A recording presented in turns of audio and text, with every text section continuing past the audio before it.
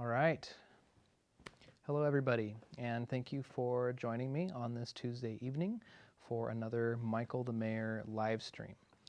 I appreciate this opportunity to have beautiful technology and the way to reach people, especially in a time where the pandemic's at play. We can't do our normal in-person events. I'm so grateful to Salton Studios and Sam Garfield for providing this beautiful multicam, good audio chance to discuss issues with people that I think are really, really important for the future of life on this planet, for each other in our communities, and I appreciate any chance to have these discussions. So today I am really blessed to have an old friend of mine and a human that I deeply admire as my guest.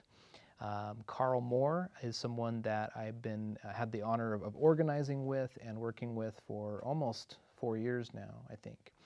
And there's a lot going on today. I think we picked a really important today to have this discussion and to be able to work with someone that I admire so deeply to talk about some of the topics that matter to the future of our valley and frankly the world. So thank you, Carl, for joining on the live stream tonight. Yeah, you're welcome. Yeah. Excited, yeah. Let's talk. Yeah. Let's do it.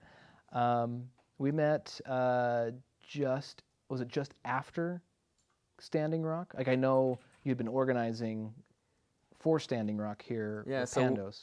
We actually met when I had already been to Standing Rock, came back, and then we were having a benefit concert at Diabolical Records.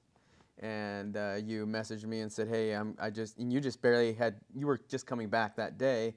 And you said, hey, I've got this song, I'd like to sing it, this Water is Life, which everyone should check out, right? Water is Life, it's the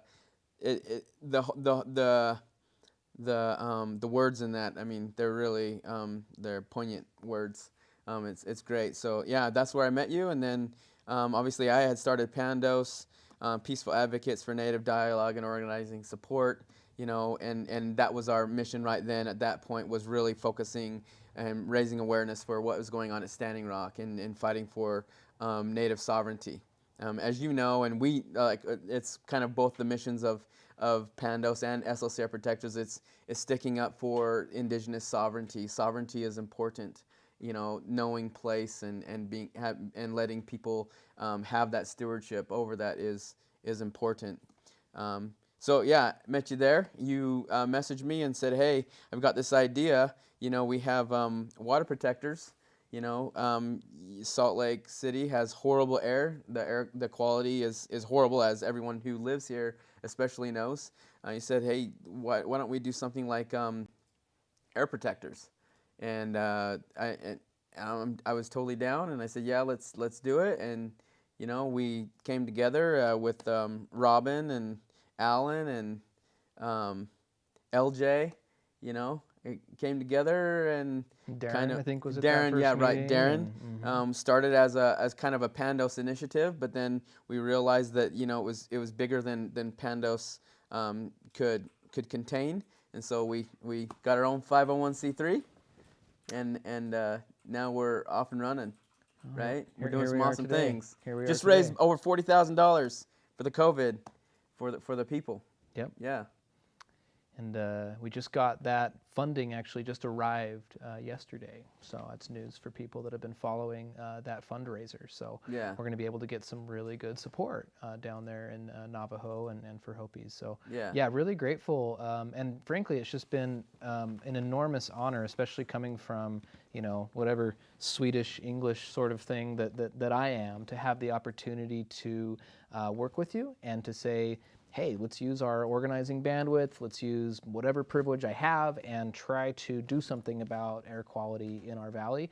I know that's been one of the major issues on everybody's mind that lives in this valley. Dealing with that kind of 2,000 people a year dying prematurely is unfortunate enough, and it's just awful when you go out, especially during those winter inversions and everything just looks smoggy and whatever. So grateful for the opportunity to organize. And you'd already done quite a bit with Pandos for that issue. I wonder if you'd maybe recount a little bit around like what happened with Wells Fargo and like that kind of like history of surrounding some of the direct action and holding space that makes the difference. Like maybe talk a little bit about what happened there. Well, so first of all, I mean, my whole philosophy is we're all related, you know.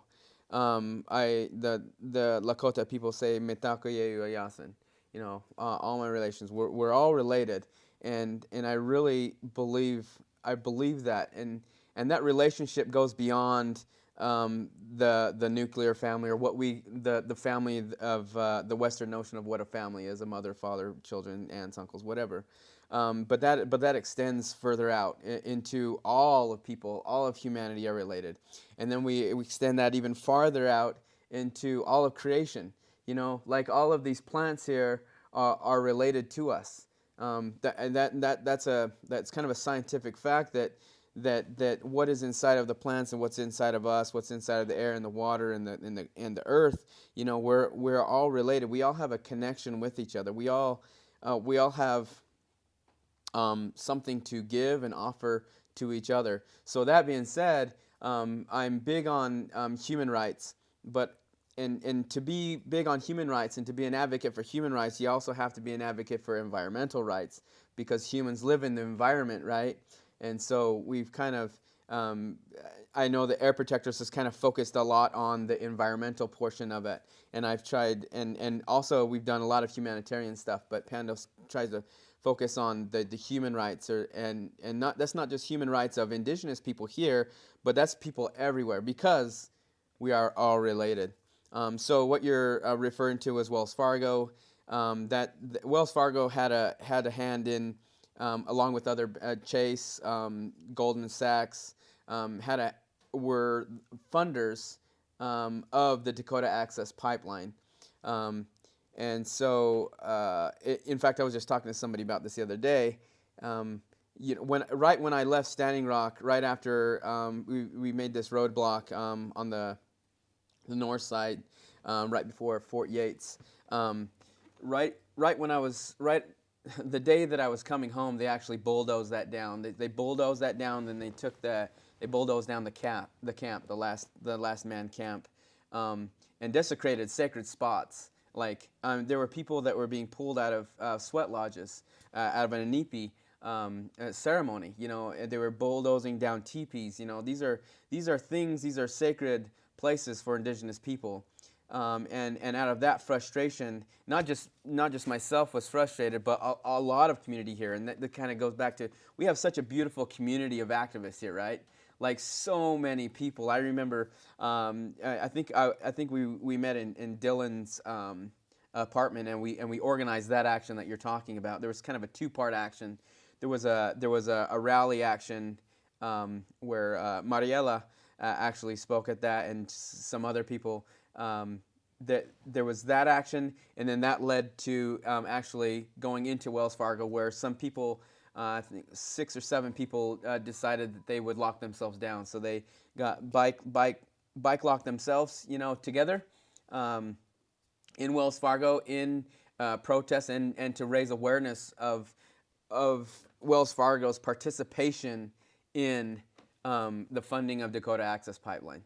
And a lot of people don't realize what the problem was about the Dakota Access Pipeline. I mean, it's kind of two parts, because one part is the environmental aspect of it, of a pipeline actually going under the Missouri River, underneath the watershed of thousands and thousands of people downstream. Mm-hmm. I mean, this is at the top of the Missouri River, so everybody down Missouri River is a main, a watershed water source for people. So to have oil going under that, and the potential for that to spill, which it has, yeah, like multiple times, yeah. I think. Yeah. It's immoral to like support that, and that kind of brings me to the thought of, you know, our need to transfer our energy, you know, to renewable energy from an outdated source of energy, you know. So anyway, there's the environmental portion, and then there's also the sovereignty portion. And I'm big on sovereignty. I'm big on indigenous sovereignty and location, and you know, and I guess I should probably acknowledge where I'm at, my place right now. You know, so we're sitting here on unceded territory of the Ute people, the Goshute people, and the Shoshone people. You know, so myself as being Hopi, Chemehuevi, Mexican, English, German, Irish. You know, I'm a visitor here. And so I have to defer to the sovereignty of those people. So this was a sovereign issue, right? Of the Lakota people, Standing Rock Sioux people were saying, no, we don't want this going through our stewardship, our land, which in the treaty, the Fort Laramie Treaty of 1852, that was their land, and then it got decreased, and so their tribe right now, their reservation right now, proper, doesn't exactly, or the pipeline doesn't exactly go through that, but historically it goes through their land. And any land, people need to realize that every single place here on this continent is somebody else's land that was there first, and it was there, they're given stewardship by the Creator to hold that and to take care of that environment and people and society. So anyway, we went into Wells Fargo, got a lot of press, got a lot of coverage. We were in the newspaper in like Sweden, all over the place. So I don't know if that was what your question was. That's great. No, anyway, just kind of remembering all the work you've done. That's what we're about, and we've done a lot of other things. Again, and it's not just myself or SLC Air Protectors. There's so many organizations that do so many awesome things around here, and I think there's a lot of good collaboration between all of us, all these communities of just beautiful people working together.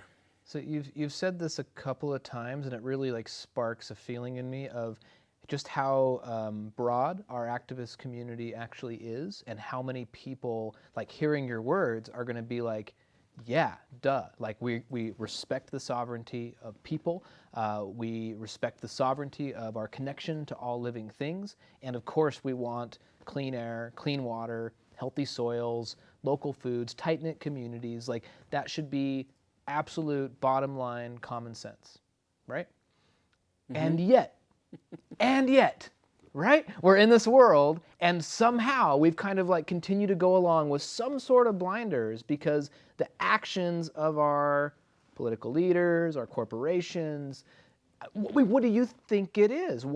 How can we work this hard and have such a supportive community and still see projects like the Inland Port? I mean, what's the spirit of it? Like, what's going on? So one thing I want to acknowledge is culture, how culture plays a part in what we do, how we act, right? So we're all born into a certain culture that gives us a certain perspective of like what's right, what's wrong, what's allowed, what is taboo, what is not. And unfortunately, the culture that myself and that we've all grown up here, you know, Salt Lake County, Utah County, is a culture of it's a culture. What I don't know what to say of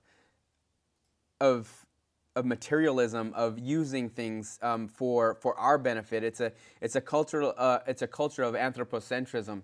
You know, where we're the people, we're the pinnacle of it all, and everything was made for us to consume, to use however we do. You know, us against them. Yeah, there's a sense of separation, very individualism. Much, very much, not just but humans, but it's like also us against the animals or the plants and the environment. You know, the Great Salt Lake. You know, you talk about the Inland Port. I mean, the Inland Port is an issue of the environment, of homes for birds. These are birds whose homes are there. You know, and I'm a very big advocate on us understanding that birds are beings, that trees are beings, that the water is a being, and these beings have rights of respect. And we need to respect their lives and treat them as the valuable beings that they are. Right, so the Inland Port is detrimental to the environment, and we say environment, and people they think of something else. It's not personal. Environment is an impersonal word, right? But when we think about what is the environment, like the living earth. Yeah, it is very personal, and we need to start thinking of it like that. Just like us as a community of people, you know. And I always say we're all related. All my relatives. When we can start thinking of other human beings as our relatives, what kind of responsibility do we have to each other as relatives, right? Like we wouldn't do to the like when people, I'm gonna kind of going all over the place, but if we talk about the border and discouraging people from coming across a fake border, a border that should never have existed because the indigenous people never made the border. That border was created by a group of people from Europe. Europeans can decide what borders they want in Europe, but they have no moral right to decide borders here, because they're indigenous to there, we're indigenous to here.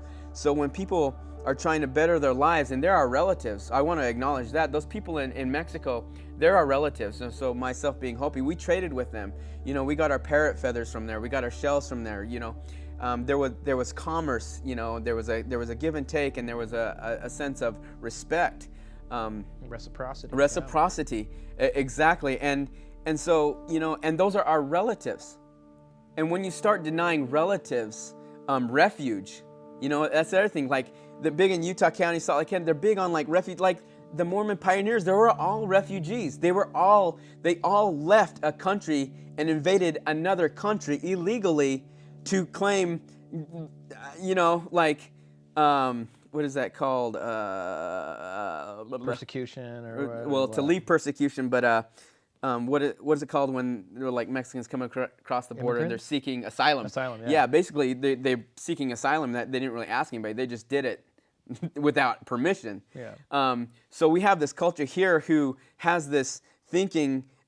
It just amazes me how they can think here in Utah about people down in Mexico and this sense of illegal immigrants or whatever. I think it's ridiculous. There's so much hypocrisy in the community here, but I also acknowledge that we're hypocritical people. Like we have hypocrisies built into us, and we need to recognize that. So to get back to what you were saying, it's a matter of education. It's a matter of knowing who we are, where, why, how we exist. We exist on the backs of a lot of oppression. You know, like the stuff that we have, like the stuff that we bought was probably made, built, whatever, by people who were being used unfairly, and we need to start thinking about that, and we have to change the future, which leads to like our children or our example to the children of the next generation. Yeah. I'm really excited about the next generation, you know, because the next generation, I think that they have a good grasp on loving people as being people, and our generation and older, they have it's a conservative notion of this is the way it has been, this is the way it always should be. You know, kind of like thinking about like patriarchy and all of that stuff. That's just the way that it was. I want to speak to like you don't just talk about this stuff. You are constantly doing actions. When events are allowed to be in person, you're there, right? Like you've led prayers, you've led protests, you've set up teepees at multiple occasions. The one on the inland port especially meant a lot to me, and I know a lot of people that are just so frustrated with that project being crammed down our throats. I remember we actually decided to set up on the footprint of the inland port, set up the teepee, and we had Darren Perry there, who's currently a candidate, willing to come out and say, what are you doing on this traditional land, you know, in a terrible place to build? This is not what the people need. What do you think about Darren choosing to run? Oh yes, I'm excited. I'm really excited about Darren. Darren is a great. Not only is he a great person as a person, but as far as his ability to, like, we always hear this, work across the aisle. You know, like he really can. I mean, he's done it. He's the chairperson of the Northwestern Band of Shoshone Indians, and he has they're making an interpretive center, and he's raised a lot of money from Republican, Democrat, you know, representatives and stuff, and he knows a lot of them, and he understands how to be the decorum of it all, right? Like he's a great person. I think, I mean, again, like this kind of goes back to stewardship. I think that it's my belief that in every single municipality there should be an Indigenous person represented in that, to give the perspective of that community. I really believe that. Like the President of the United States should always be a Native American, as far as I'm concerned, because they're the people that have this stewardship. And I understand that there's some like you can't say, because Native American groups are only like little here, here, and here, here, here, and here.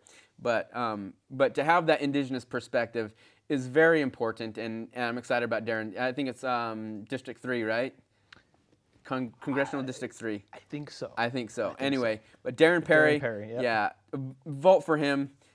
He's an awesome gentleman. Yeah. So, what are you wearing today? What is today all about? All right. So So today, I understand that it's also Cinco de Mayo, but I think about the it's the National Remembrance Day of remembrance for missing and murdered Indigenous women and girls, and this is it's really a heavy topic, and I want to acknowledge that this situation of people that have been stolen or have been murdered affect people, is still having an effect on people. People are still grieving, the loss of loved ones. So I want to acknowledge that this is real. This is very real for people. I also want to acknowledge, that myself as not having to deal with it on that personal level. Like I don't have that. I have the privilege to not have that in my immediate family, right? So today, we wear red. Red is that symbol of life and a symbol of strength, and particularly for myself as a Hopi, it's the symbol of the woman's blood, the blood that gives life. And so we wear red in honor of them. One of my organizations, Pandos, we have a MMIW Utah Plus.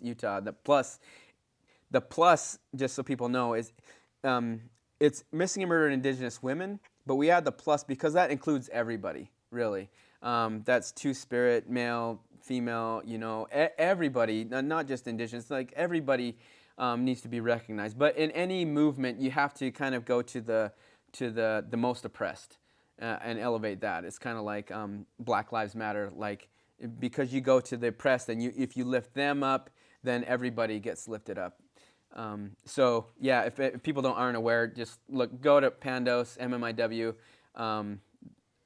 They're doing some really, really good things. We do a lot of education. Michelle Brown. There's been some pretty remarkable work. I think even in the last year and a half, it seems like there's a lot more work coming around this. Perhaps more discussion going on state and federal levels. More task force are getting made. Yeah. Like, I see more news about it. And a couple years ago, it really wasn't on my radar, sadly. And it is this enormous problem. Yeah. Are you sensing that there is some improvement happening? Is there things that people can do to help? So there's definitely people are being more aware, or the awareness is definitely happening. I think that the big thing was the movie that came out, Wind River, that kind of exposed it. But this thing has been going on for a long time. So I also want to acknowledge the people. There's been people that have been doing this work.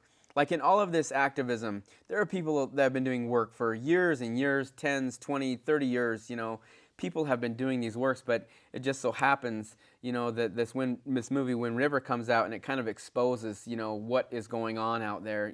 Exposes the relationship of oil companies, oil pipelines with man camps, with the camps of the workers who are building these oil pipelines.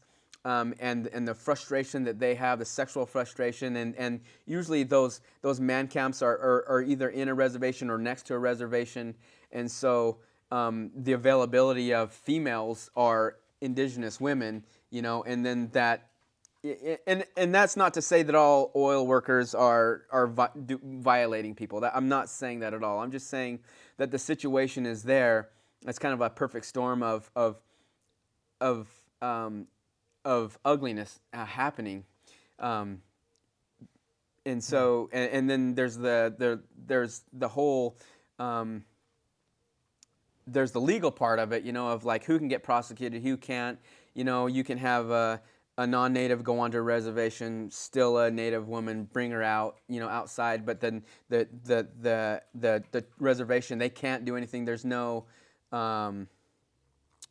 geez, my words. Jurisdiction, There's no perhaps? jurisdiction. Yeah. They can't pull them back into prosecuting. They can't prosecute them anyways because they're not indigenous. They're not native for that reservation. So you have all of this ugliness going on. I also want to acknowledge Restoring Ancestral Winds. That is the group here, Moroni and Yolanda, and now Davina, who was actually our last executive director, she's executive director of Restoring Ancestral Winds. They're doing great work for the work of MMIW here, and they pushed through the first bill in the state of Utah that has Two-Spirit in the title, which is awesome. So that was a task force for missing and murdered Indigenous women and Two-Spirit. So that's really neat, and that again, it's good that people's eyes are being open to this, and the awareness of it is being out there. I don't think that I would say that 90% of the people that were presented with this in the legislature or Congress even knew what this thing was, missing and murdered Indigenous women, what this whole thing is about. So I'm interested in talking about how far away we might actually be from real deep change in our society, because I feel it when I talk with you and the communities that we're often associated with, and I see all kinds of activism and projects and farms and gardens popping up, and it feels like on some days I'm like, oh gosh, we're already there. There's this raising of consciousness, and we can do this. And yet other days, I look at the people in political leadership, I look at the corporations that kind of control so much of our media and our buying decisions, and I see the ongoing devastation in our environment and the continued trends of inequality that are happening. And I want to as much as I'm kind of entering this political sphere and trying to talk about important issues, I don't want to just paint myself as some normal politician. I was asked to run for county mayor because of this work I've been doing for the last 8-9 years. Mm-hmm.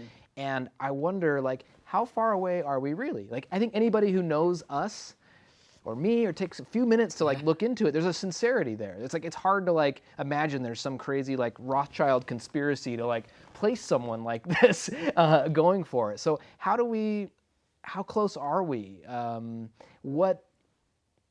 What is yet to come, I think, is kind of where I don't know where I'm going at with this, but let me just say, not to discourage this, but I think unfortunately we're a long ways away from opening people's eyes to reality.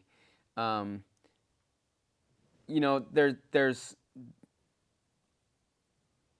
a good thing that happened by President Trump being elected, and that is President Trump exposed the ugliness that is colonialism, that is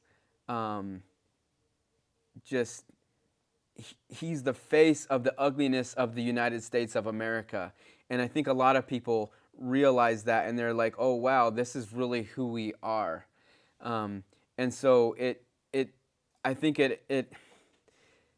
that is one of the good things, or the only good thing that has happened of the election of him. But it has solidified a lot of groups coming together, working to kind of reverse what he has done, kind of to try and make caring about people the priority, caring about the environment the priority, looking after each other it would be the priority. The other thing would be, this coronavirus has exposed people to the fact that we really need to be self-sufficient. And we also learn this at Standing Rock. Self-sufficiency is key. Self-resilience, we need to be able to grow our own food, harvest our own food where we're at. We shouldn't have to look outside of our own community for existence, really. And that has led to the reason why we need so many trucks moving, the reason why we need so much oil, fossil fuels, right? The reason, like all of this stuff, the water usage from the cows, from the meat, and the transportation, the refrigeration, all of these things, it has shown us that, by not being able to go to the store or things like that, is, hey, if we can just be communities, and I know that we've talked about this cell idea of, let's just be communities and let's take care of ourselves, right? Like, let's have these gardens, let's raise this food ourselves, let's have a relationship with the food that with what we consume, because like, I'm big on acknowledging the life that was given for us to live, and like in the Hopi way, you're singing to your plants, you're singing to them because they're your children, and you care about them. And when you consume them and when you take them in, that is a sacrifice, and you acknowledge that sacrifice. But now we've been disassociated with it, and we get things from the store, and we don't know that animal, we don't know that plant, we don't have any relationship. But when we have a relationship with something, then we appreciate it more. Yeah. We appreciate the sacrifice that it has given to us. I think I went off on a rant. No, I always go off on rants. No, your rants, this is why I asked you to come on, so I can hear you rant. And you know that obviously I completely agree with you on the growing food and being resilient and self-sufficient, and that's why I'm involved in so many like garden-oriented type projects, and why I see a big gap in leadership in our county and city is like, if so many people want something, which delicious, organic, meaningful food grown as communities is a deep need for people, why is our system still like, oh, look the other way, go buy it from the store, everything's fine, right? Like, we really have to show some community-based leadership. I want to say I was on a date with Naomi, like, I don't know, 3 or 4 weeks ago. We went up to the Capitol and we're like sitting on the lawn and just relaxing, and she knows how busy I am and how hard I work for, the community. She sees it all the time. Like, there's the Utah Permaculture Collective, there's Student Loan Tutor helping people with student loans, there's SLC Air Protectors, there's the Krishna Food Forest and Farm, this resiliency initiative. It's just like, it's getting kind of wild. And now that we have a child on the way, it's like life is going to shift in some way, right? Like, how do we keep up this momentum? And I'm saying all this because she asked me this question. She's like, do you even enjoy life when you're constantly trying to change it? Like, can you take a moment to enjoy life? And I'm going along this line because I get this hit that like your partner and your family probably gets exhausted by your amount of activism and your constant desire to see change. And like, what do you think the motivation is to be this engaged like you are, and what do you do to stay sane? Oh my goodness. If I could like call you out because you're busy. I really don't know, and I've been trying to figure this out. Like, why do I do the things that I do? Why do I do it? And I have come, like, I don't know, a few weeks ago, I just thought, you know what? I've always been big on people doing what they're supposed to do. People giving the talents that the Creator has given them. Always. Like, that's why I dance places. That's why I do the things that I do. That's why I lend myself, because I feel like I have been given a voice. And so I need to use my voice. I have been given the ability to dance, so I should dance. Because if I don't, it's a slap in the face of the one who gave me the abilities. I believe that everybody has talents, and those talents are so broad, and so many people think that talents are like visual talents of like dancing, acting, speaking, playing an instrument, all of these things. But there's so much more in talents. Talents can be like having the ability to administrator, right? Like putting things together. Like a lot of behind the scenes people, or listeners, or people that are healers. There's so many talents that people have that I believe that they need to understand their talent and then nurture that talent and then magnify that talent, to kind of use an LDS, right? Like magnify your calling talent. Like, do that. Do what you're meant to do and don't do what you're not meant to do. That's the other thing is, like, I need to figure out my lane, and I think that I have figured out my lane, and don't do the other things that aren't my lane, because that's for somebody else to do. So, going back to, like, I believe that I've just been given, I don't know, I believe the passion to bring people together. That's really my big point is let's bring people together. Let's make people believe that they are valuable as a community. Let's make people believe that they are valuable. And so I think that that's my drive. And I don't know how I rest, because I think that my rest is actually by doing. Like, I don't know. I don't really know, because if I'm not doing something, I don't feel good. Like, I feel like I need to be doing something. And I don't know. There's some people that know me that know that I always have to be doing something like productive. I have to be helping people. Because that's who I am. And I'm not saying that everybody needs to be helping people, because that's not who they are. And I'm not like me. I'm just doing what I've been built to do. And I try to do that in a way that is loving and respectful and acknowledging, again, the Creator in all of this, that the Creator made me who I am so that I can benefit the people as a whole. So that I can benefit.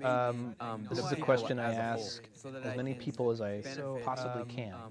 Let me start by saying what my priorities are, why I chose to run, even though it's a Green Party candidacy. It's very difficult to win against an incumbent Democrat. It takes a whole heck of a lot of work to decide to do it. But I see three priorities that make sense to talk about politically. And I feel like rising with the tide, with our communities, with this deep activism network that's coming to the surface, we have a chance to see those changes, whether it happens in 6 months and I get elected, whether it happens in 6 years because it's inevitable, it doesn't matter, right? We have to rise with the calling, that the lane that we're born into. And the priorities that I'm really focused on with this campaign are basically three things. The main one of the three are environmental protection and this idea of cultivation. So growing food, saying no to things like the inland port, watching out for clean air, clean water, healthy soils. Like, the environment has to start being prioritized. The politicians in this state, generally speaking, can say nice things about the environment, but when it comes down to signing bills, that's not their priority. Right? Second is this idea of community resilience, bringing our communities together, recognizing we're stronger together, and recognizing that so many of our talents and our resources are being wasted because our mother culture, where we're born into, whatever circumstances we have, is keeping us separated and not seeing the great strength that we have together, which is why I think the county is a perfect thing to run for, because it could help create a space within walking distance of every neighborhood that's designed to cultivate that community, give a place to garden, share food, tools, resources, whatever. So earth protection, bringing the community together. And third is politics seems to me to love to live in the shadows. Like, the decisions that affect our lives are generally made behind closed doors, in obscure decision-making processes. And like, I'm 34 now, and I've grown up, like, very much so, seeing the power of social media, seeing the power of our algorithms, our apps, the brilliance of our media in general, TVs, movies, like influencers, creatives, like, there has got to be a better way to make collective decisions about the things that affect us all. And so reinventing politics and saying it's time to get out of the shadows and make decisions and have it be accessible, democratically accessible to everyone, to see what are the pros and cons of this and make decisions as a collective instead of this kind of behind closed doors, shadowy system. So I say all that because I would love to hear another Carl Moore rant about what do you see as being important for the future of not just maybe this county. I know you live in Utah County, but they're very similar in a lot of ways, a lot of similar influences. What do you think is going to make for a more bUtahful world? Oh, goodness. Well, God, I don't know. I'm trying to think of how I want to. Yeah, let me just start by. We've talked a lot about it. Yeah, let me just start by saying this is, I wholeheartedly endorse you. for Salt Lake County Mayor. And the reason why is because I know you, and I've seen you do what you do. You're not the one that just talks the talk. You walk the walk. You know, I've been to your home. I've been to your backyard, which is a garden. Like I've been there. I have learned things from you. And that's one of the big things that I want people to understand is like we're all ignorant to so many things, and our culture doesn't give us wisdom, you know. Like just because we're born into a culture that somehow has some certain amount of wisdom doesn't mean that we're in, like it's innate within us, this wisdom. And the reason why I say that is because I think a lot of people romanticize indigenous people with being like knowing how to do certain things and do all these like cliche things. I think that there is a connection, but we don't know things. So I just want to say, you know, like I've learned a lot of things from you as far as like planting and ecosystems and environment and how things work with each other and working and letting the environment work within itself. You know, not not not trying to control it, but just try to nurture it. And yourself, I've learned from you. I've also learned, I mean, you know, Tom King. Tom King is another awesome, brilliant guy, non-indigenous to this continent too. I'm just acknowledging Shout our out to Tom. relationship. Yeah. He's actually treasurer for my campaign, which is Right. awesome. Yeah. So Tom, yeah. Tom is amazing. You know, I mean, he always says he doesn't grow anything. He just nurtures it. Right. Like he's so into that, and I think that that's where we all need to be is turned that way. But you're talking about politics, and that's what I went to school for. I was a political science major with a minor in Native American Indian Studies. But you learn about like politics and public administration and the private sector and the public sector and who does this and who does that and the pay for a mayor or a governor or whatever, as opposed to the pay for like a private company, you know, and like the advantages and like why do people do the things that they do.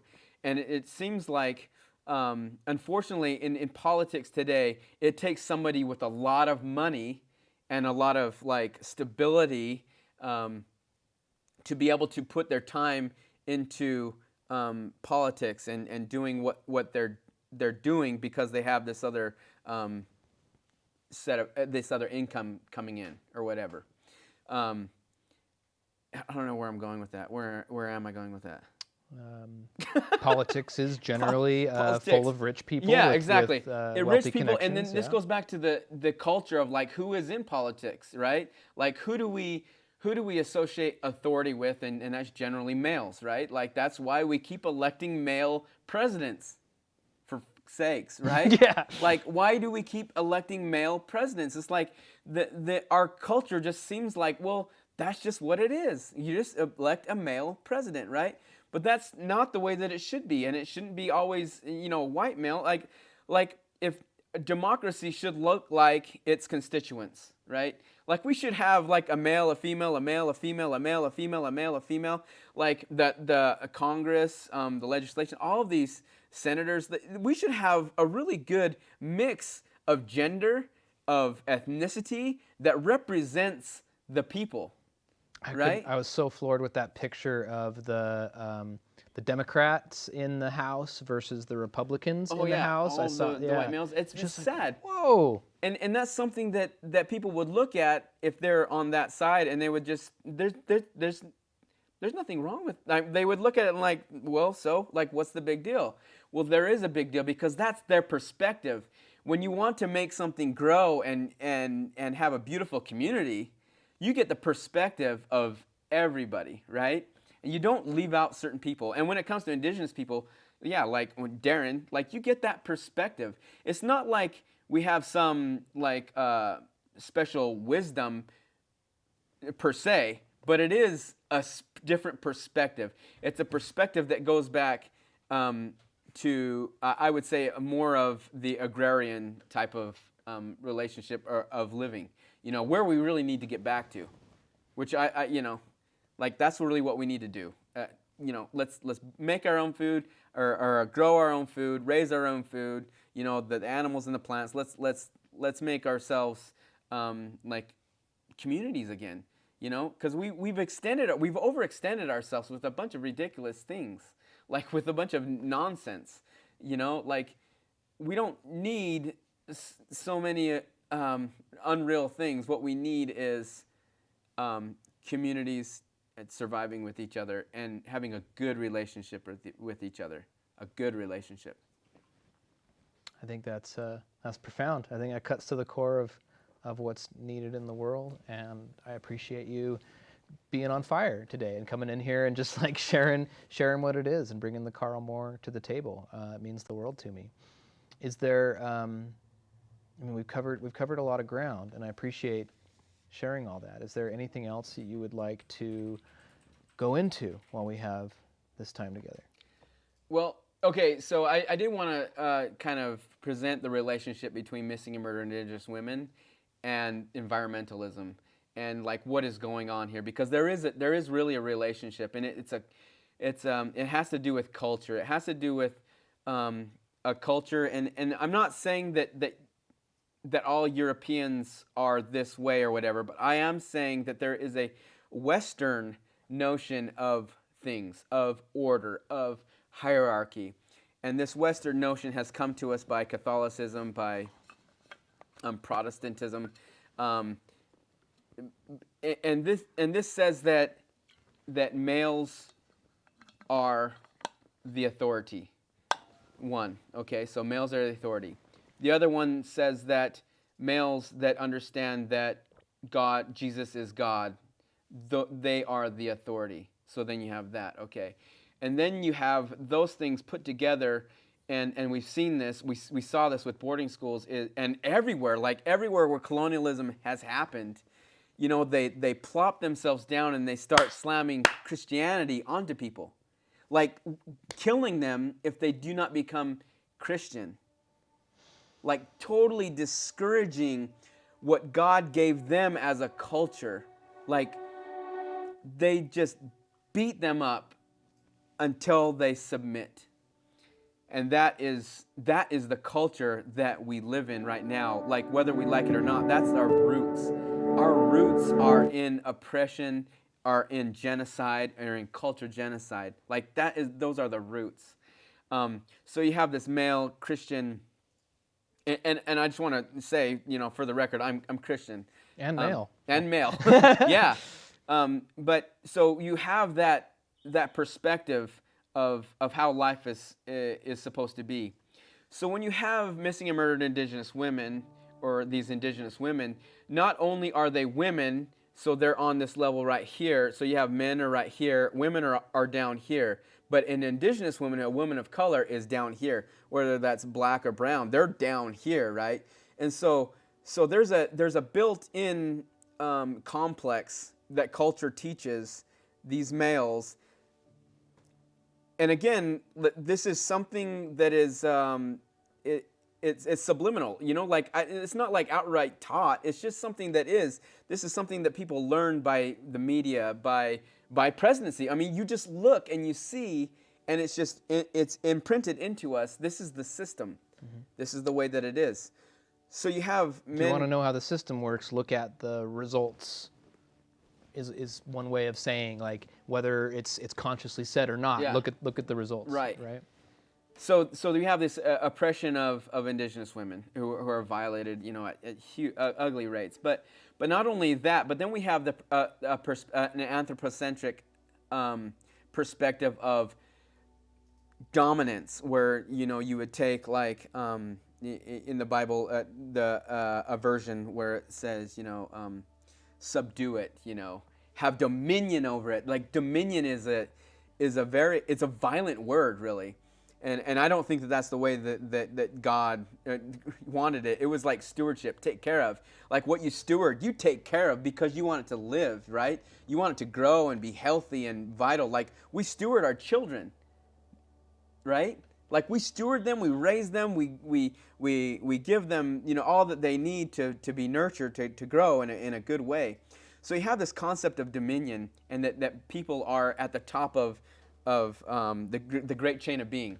Um, and so that has also, that puts Mother Earth, Unchimakat, the earth, as a resource, as a commodity, as something that just can be used.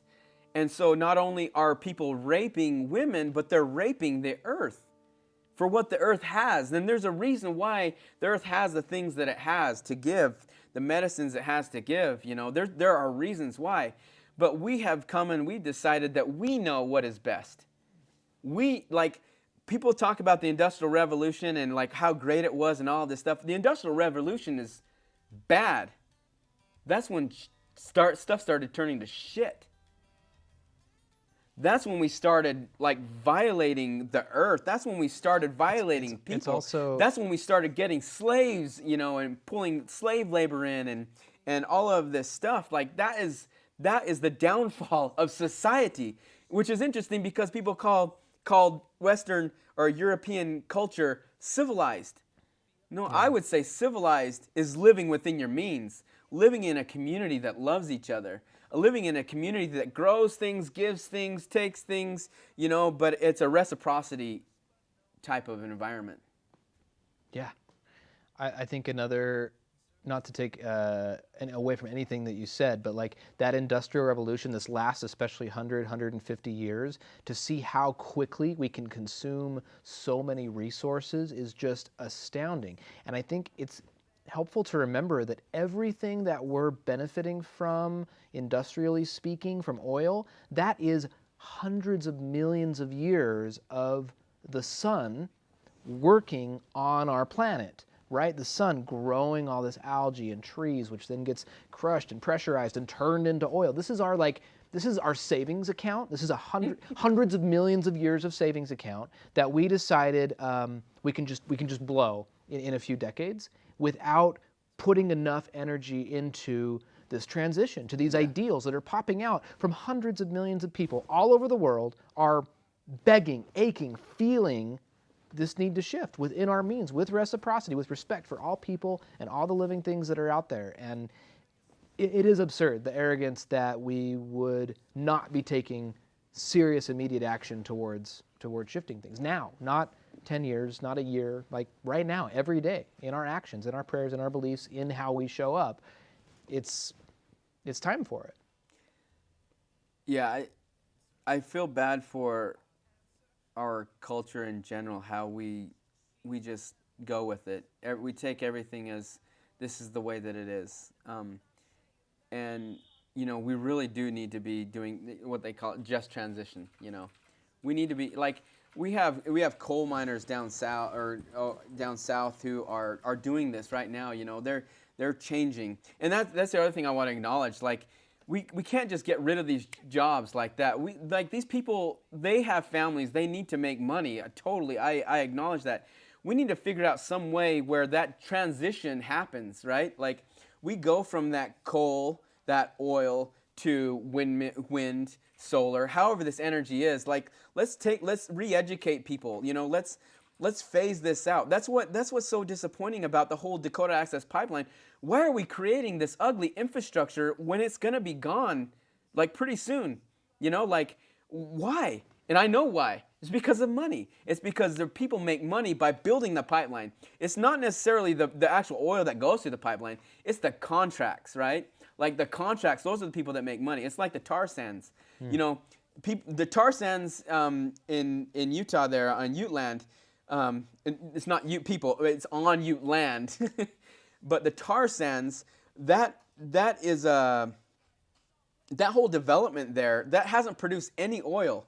But people have made a lot of money. A few people, again, think about that. A few people have made so much money on contracts, on infrastructure, on the best road that's in the United States. The best road leads up to that place, because of the standards and the trucks or whatever. But it's the infrastructure. They don't care and they've gone bankrupt 3 times. It doesn't matter. Think about business. People can go bankrupt, but people still get paid. There's still people that have their money in friends' businesses or whatever. They're getting some kickbacks, This is an ugly thing. And anyway, I just want to say, yeah, we can do it. We can make this just transition. And we need to respect people. We can't just go out there and protest. But we have to, and which is one of the things that you're for also is solutions, right? Like you don't just protest, you also give a way out, you know? You also demand the education for people to be able to get into a different field of work, you know? Like we have to do that. We have to think sensibly about all of these things. Yeah. We can't just go about it just because we don't like something, we just make people not do it.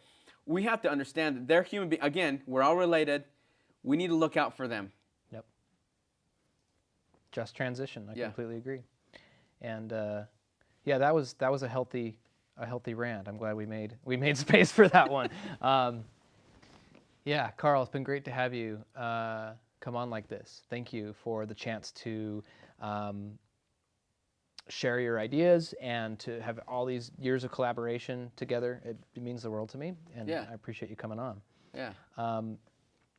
One thing I want to mention, like there's so many worthy causes out there right now and things to support and things to care about, and it's really hard for me to put the focus on a political campaign, especially when we're going through a pandemic and there's all this need that's going out there. But I do want to mention that like it's difficult to run a campaign when you're not able to have events. It's difficult to be a Green Party person that's not coming from a wealthy family or an entrenched system. And so I do have to ask every show, and it's uncomfortable, but like people that appreciate this independent media, this chance to bring people like yourself onto the show to talk about what's changing in the world, this to me, the inevitable politics of the future, that takes some money to build a media team that can get these videos out there and get those views out there and to get change happening for our communities. And so if you feel called today, please consider donating to the Michael the Mayor campaign, because it is going specifically to raise awareness around these issues and to blast this more beautiful vision of the world to as many people as we possibly can.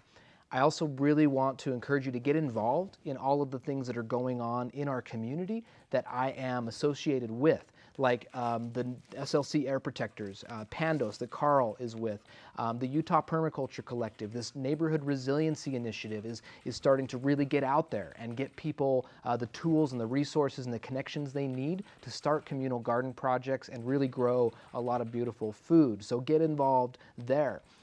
Also, please get involved with the Green Party of Utah and the In Service to Life community Facebook group. It's all about this campaign that we're running so that when these videos go live, if you share them, if you start watch parties, if you invite your friends to them, it makes a huge difference right now, because this is the media that I think we need to discuss the real solutions that are at hand and the underlying grassroots trends that are going to help get humanity in relationship with our living planet and start to really work on that long haul type solutions that are out there. So thank you for letting me make my pitch there. Carl, go ahead.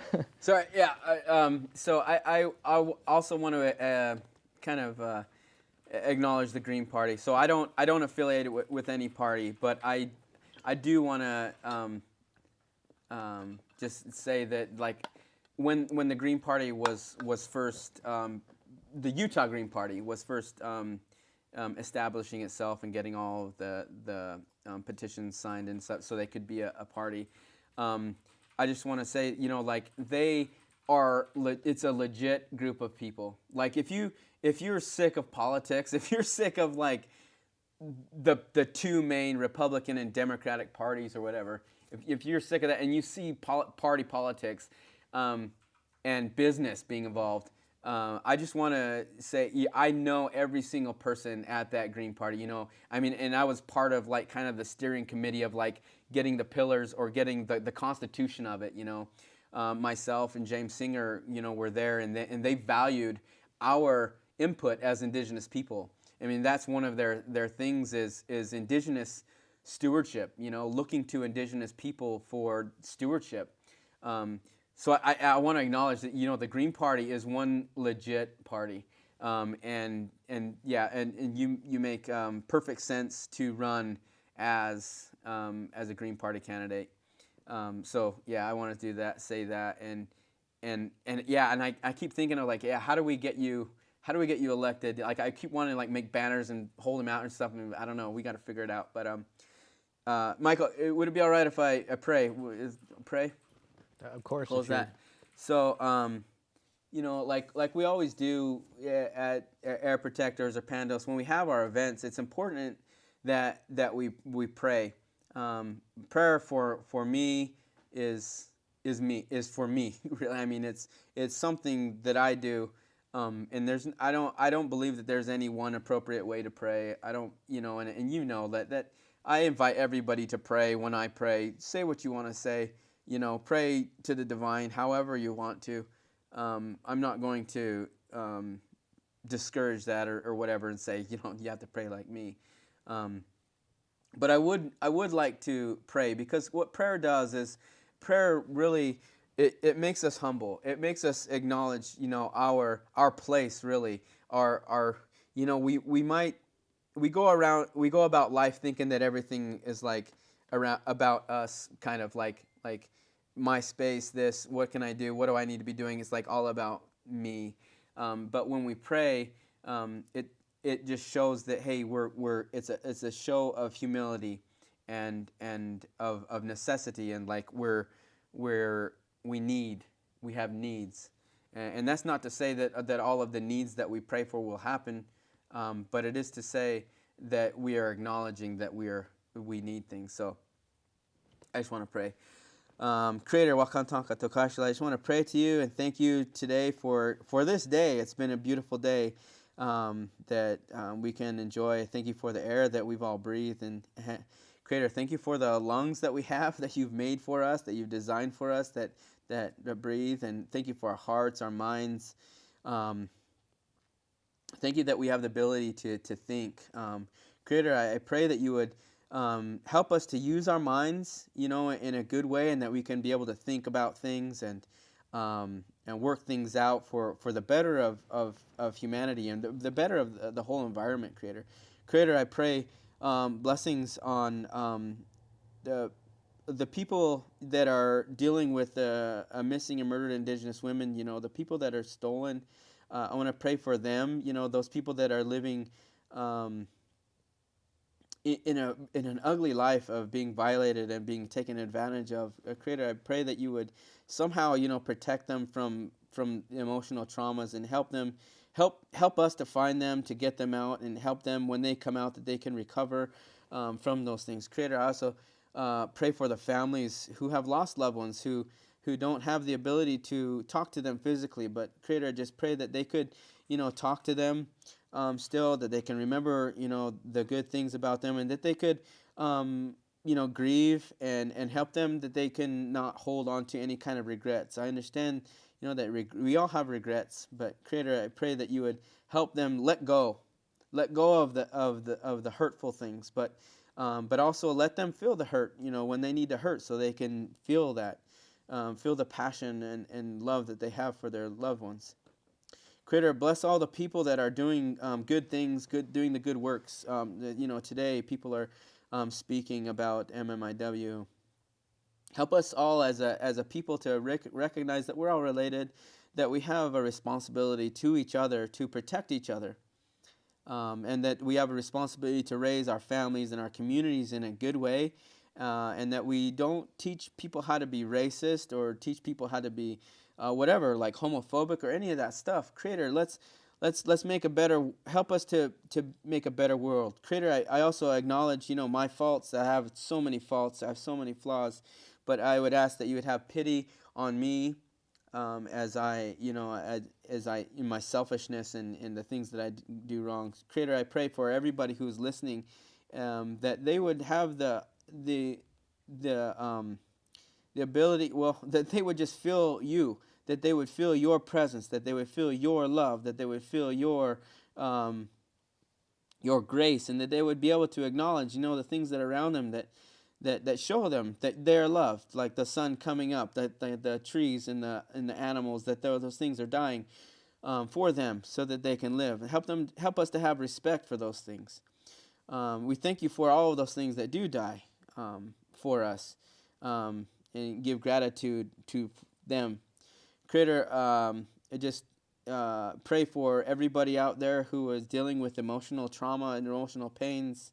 Help them to get help people to come into their lives to help them out, to walk with them. I know that myself and Michael, we know some people personally who are going through some hard times. Bless them, Creator. Help them, help us to encourage them. Help people that can't sleep at night. Creator, I pray for all those people, suffering from PTSD, from war, from ugliness of that, from whatever it is, from trauma, from however that trauma came to them. Creator, bless them with emotional health and strength. Bless the people that are hurting, that are depressed, that are contemplating suicide. Creator, help people to come into their lives, and help them to feel the desire to live, and help them to know that they can be productive, that they can do good things, that they can help other people out, that they're needed. Help us to take our talents and our abilities and share them to the world. Creator, again, just bless all the people that are suffering with the coronavirus. Bless all the workers that are working so hard. Protect them, Creator. Help them to be safe. Help them that they can be in a safe environment. Help them emotionally from all of the emotional drain of seeing so much pain and hurt. Creator, help us all that we can be more responsible people, and that we can show love to people in a real good way. Creator, again, acknowledge you and thank you for everything, and say that all my relations, Mataka Yasin. Thank you, Carl. Welcome. Just say have a good night.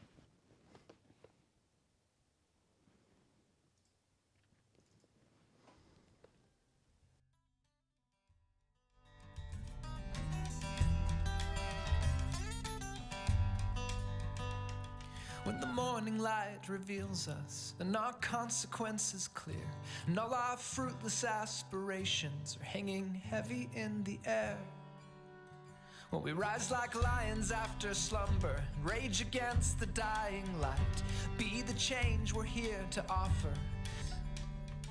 'Cause we are walking into darkness with lights upon our backs, and people counting on our senses with a compass but no maps.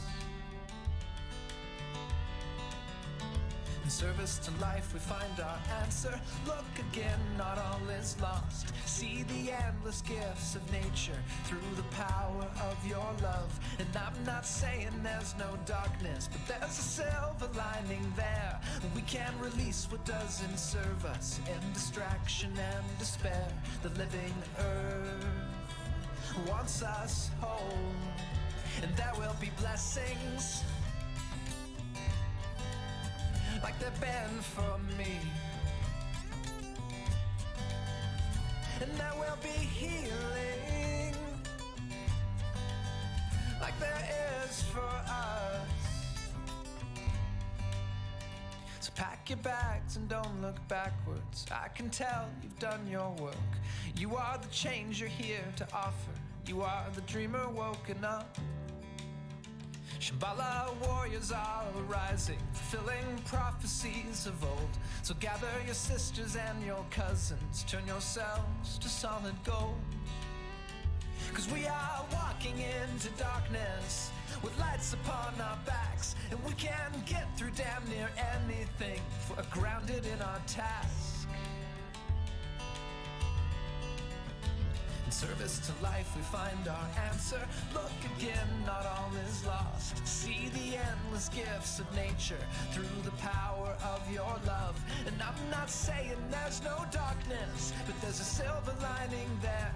We can release what doesn't serve us in distraction and despair. The living earth wants us whole, and there will be blessings like they've been for me, and there will be healing like there is for us.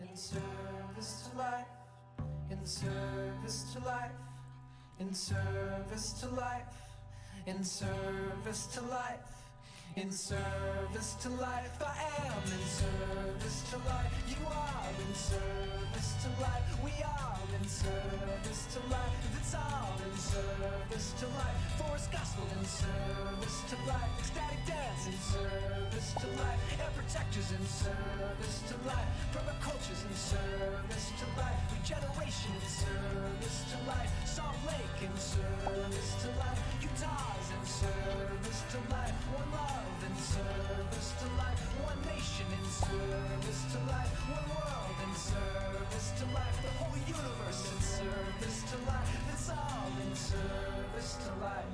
So rise like lions after slumber. Rage against the dying light. Be the change you're here to offer.